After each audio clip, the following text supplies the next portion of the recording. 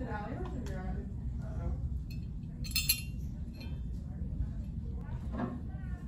Mr. Phillips on your computer now. Is what?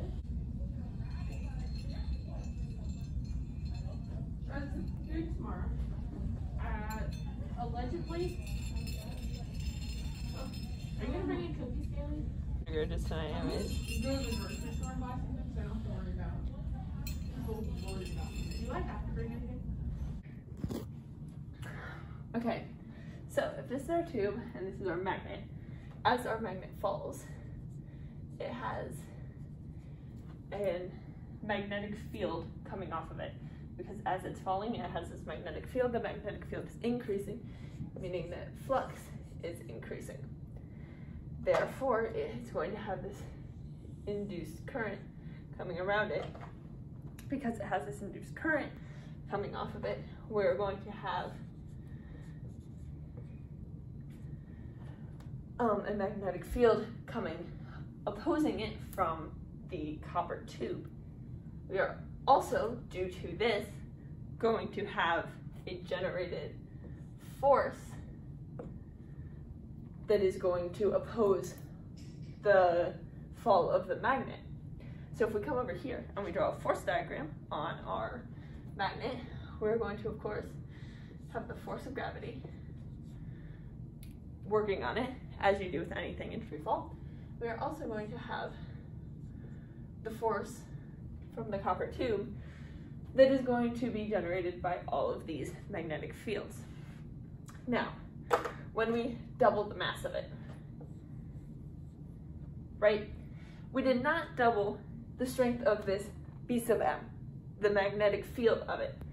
That stayed the same because only one of these two is actually magnetic, is actually a magnet, right? So that means that this B sub c, the magnetic field generated by the copper tube, is still going to be the same because that doesn't depend on mass.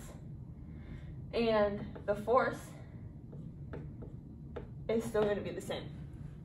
So then if we were to do another force diagram over here, these two forces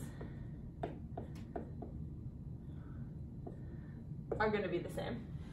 However, force of gravity is m times g. And because it does depend on mass and we doubled the mass, it's going to be about twice as long.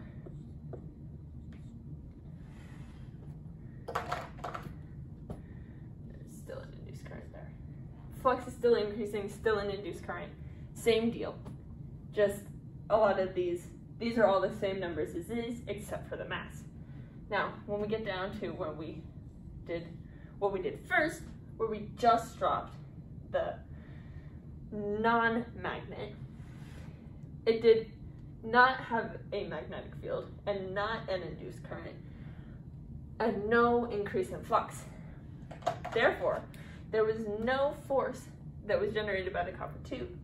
So when we draw our force diagram, the only force we have is the force of gravity.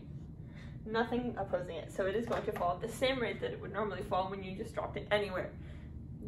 It is not affected at all by being dropped in a copper tube.